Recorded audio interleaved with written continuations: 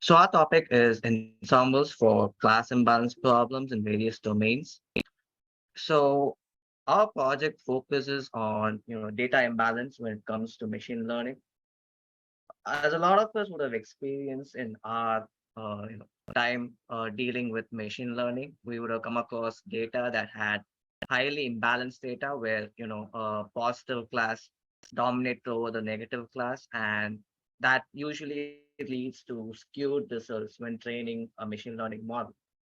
So in order to counteract this, we use ensembles for class imbalance problems, which is basically a subset of ensembles that use data resampling to pre-process imbalanced data before learning. And we've combined a lot of methodologies and models that deal with this to get an understanding of effective ways of counteracting it.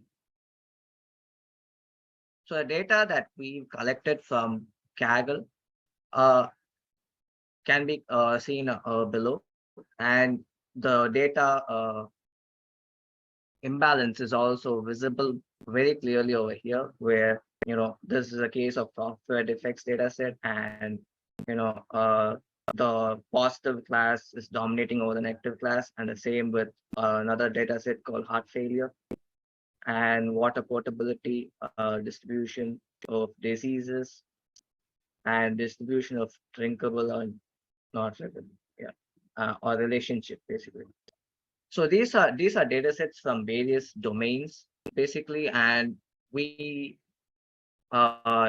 selected these because of class imbalance, and we use them to test out our ensemble based models, and the results were also pretty good. So yeah, these are the baseline models that we use, and as a base we use the decision tree classifier, and the ECIP models were classified into basically two categories: boosting based and bagging based models. Uh, so what is boosting and bagging? So boosting is a set of algorithms that apply weighted averages to turn poor learners become good learners.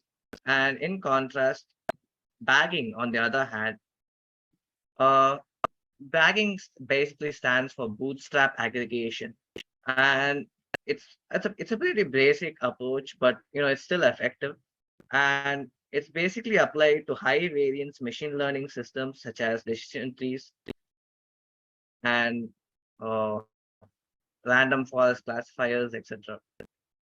So consider a case where there are n observations and m features.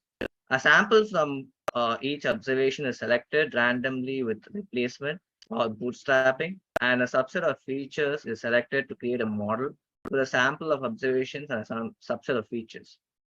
The feature of the subset that yields the best split on the training data is chosen, and this process is repeated to produce a large number of models.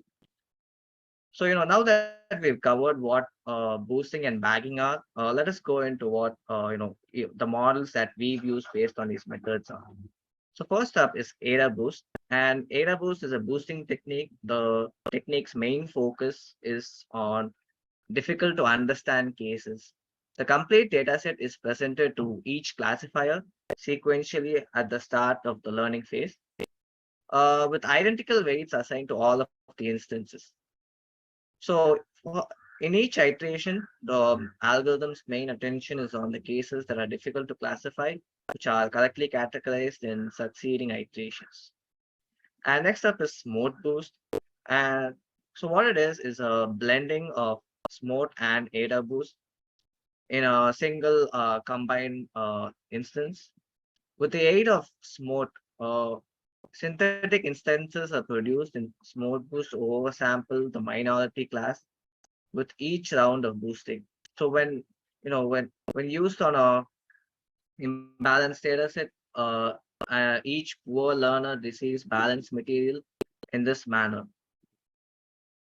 And then finally, there's Rust Boost, which is a combination of random undersampling and error boost. It works similarly to Smooth Boost, but it ensures that each round of boosting has a balanced data distribution. by removing the majority of class instances at random. And then we move on to bagging based models.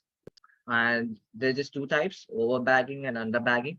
So overbagging is a technique of oversampling with bagging. In each approach, each subset is each subset of the training data is generated by oversampling the instances of the minority class. The subsets of the balanced training data set are then used to train the individual classifiers in forming the ensemble.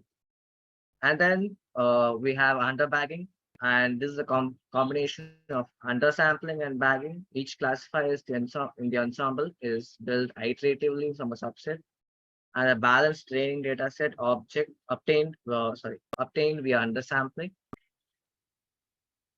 And when an sorry, unseen instance is provided to the ensemble after the individual classifiers have been constructed, the majority vote on the individual classifiers predictions is used to output the class label of the unseen instance. So here we have the results of various models trained on the data set that I showed before. And we use Gmean and F1 score to evaluate these models. And as you can see, with just without any pre-processing and boosting or bagging, we have not so good F1 score.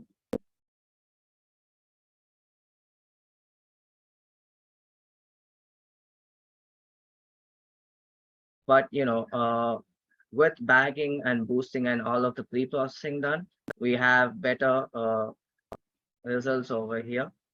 So better G mean, higher the G mean, higher the model performance. So we can see that over here it's higher when pre-processing is done using bagging and boosting. And the case follows for all the datasets. Thank you.